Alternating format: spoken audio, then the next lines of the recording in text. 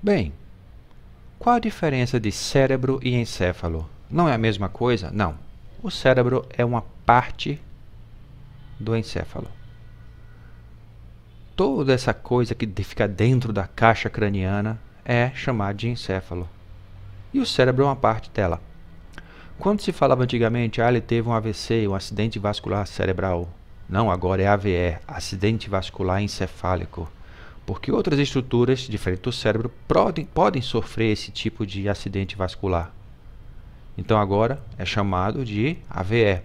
Mas para pesquisadores e cientistas fica complicado pesquisar, pelo menos em português, sobre AVE, porque aparecem informações, artigos científicos falando sobre aves. Então, alguns mais conservadores chamam de AVC, acidente vascular crânioencefálico.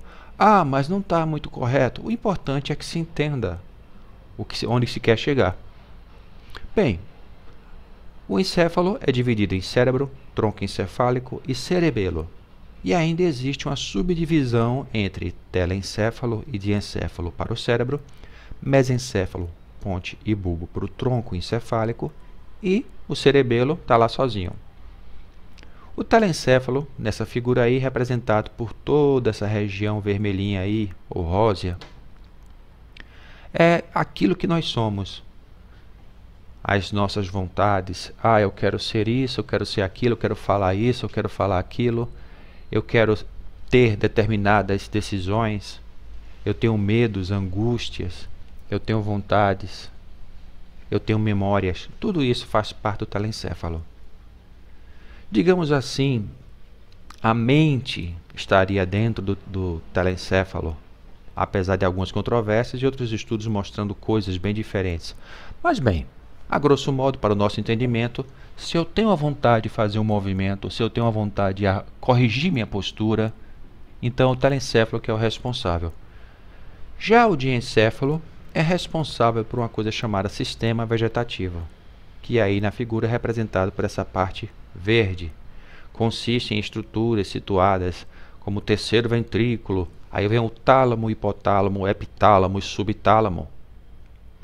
Ele é responsável por coisas que não podemos controlar, assim conjuntamente com o tronco encefálico. Mas como assim não podemos controlar? Eu posso pedir para você, não pense numa maçã verde, não pense numa maçã vermelha. Você pode até pensar na maçã verde, na maçã vermelha, mas se eu pedir que seu coração pare de bater, isso é impossível. Você não consegue fazer o coração parar de bater.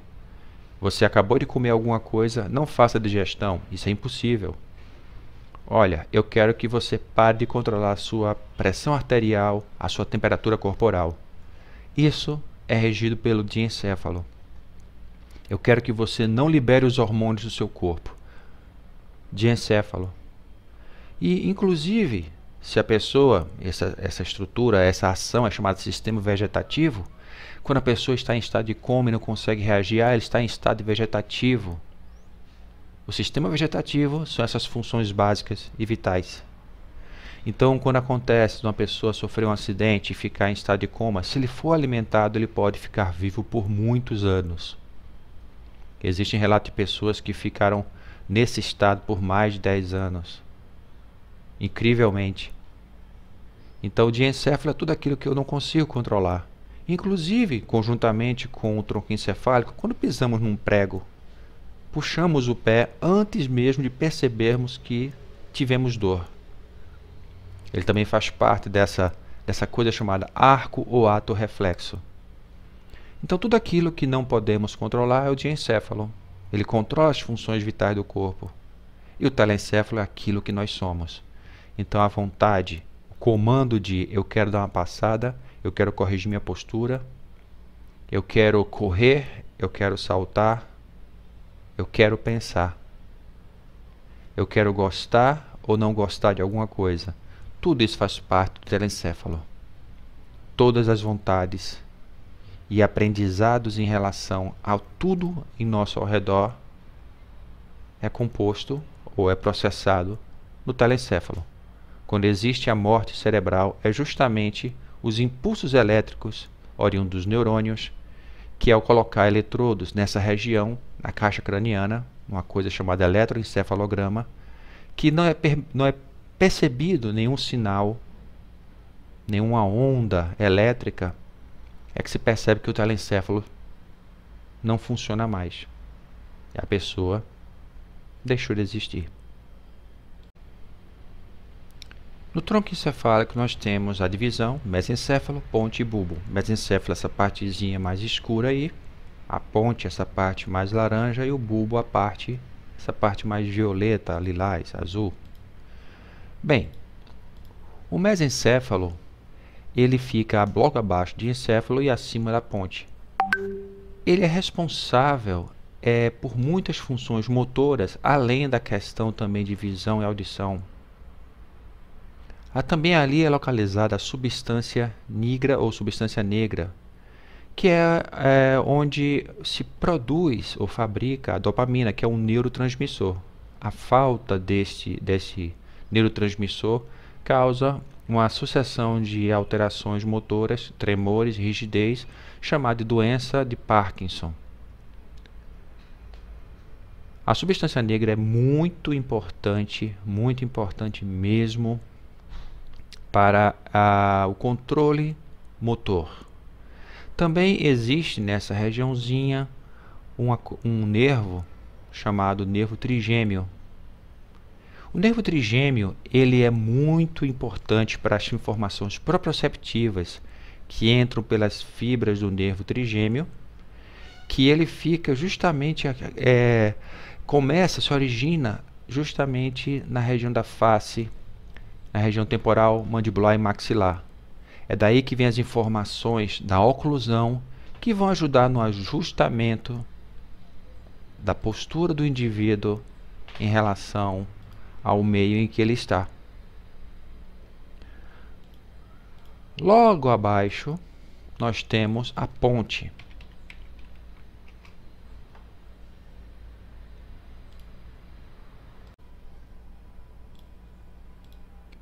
A ponte, ela fica justamente entre o bulbo e o mesencéfalo. Ela tem várias funções, como que envolve o sono, deglutição, respiração, audição, controle de bexiga, o equilíbrio, entre outras funções. Já o bulbo, ele é a parte mais baixa do tronco encefálico e vai ligar todas essas estruturas à medula espinhal. Todas essas estruturas, elas compõem os chamados nervos cranianos. Os nervos cranianos, eles são responsáveis justamente pelas vias que saem e chegam das extremidades do corpo, do sistema periférico para o cérebro. São chamadas vias aferentes e eferentes. Além também de existir aí nessa região a chamada formação reticular. A formação reticular é uma coleção de neurônios interpostos entre os núcleos cranianos e tratos do tronco encefálico, responsável por uma série de funções. Mas o mais importante em relação ao tronco encefálico, tudo relacionado ao movimento passa pelo tronco encefálico. Não tem como escapar dessa estrutura. Ela é essencial e necessária para que haja o movimento. Não só pela percepção de tudo ao redor, passando também pelos sistemas, pelos nervos cranianos, mas pelo envio de informações para que haja o movimento. Finalmente, o cerebelo. Bem, o cerebelo tem esse nome porque era considerado um pequeno cérebro quando abriram-se as primeiras cabeças e perceberam que existia o cérebro e existia essa pequena estrutura atrás que foi chamada de cerebelo. Existem várias correntes, vários viés de divisão das funções do cerebelo, mas existe realmente uma unanimidade. Ele é o maestro do movimento. As informações vêm justamente do cérebro, de encéfalo, passa pelo cerebelo e aí vai para o tronco encefálico. Existe uma divisão que nem todos os anatomistas ou neurofisiologistas aceitam, que é chamado de arquicerebelo, paliocerebelo e neocerebelo. O arquicerebelo, arque vem desse nome de maior ou principal. É só pensar numa arquidiocese, num arcebispo. É um bispo maior do que os demais bispos, que abrange uma área maior. Uma arquidiocese é quando existem 2 ou 3 mais dioceses numa cidade, em 3, 4 cidades. Então forma-se uma única diocese chamada de arquidiocese. Se você tem seu maior inimigo, aquele super-herói, teu maior inimigo é o arqui-inimigo, é o maior inimigo de todos. E a função do arquicerebelo é justamente controlar movimentos de cabeça, pescoço, tronco e movimentos mais rudimentares de braços e pernas. Então, na hora que eu quero fazer qualquer movimento, ele primeiro vai ter esse grupamento funcionando para vir a segunda parte, que é o paliocerebelo. O paliocerebelo já é envolvido em movimentos mais específicos, flexão, extensão, abdução, adução, braços e pernas e mãos. São movimentos mais específicos, mais delicados. E finalmente, o neocerebelo, responsável pela coordenação fina.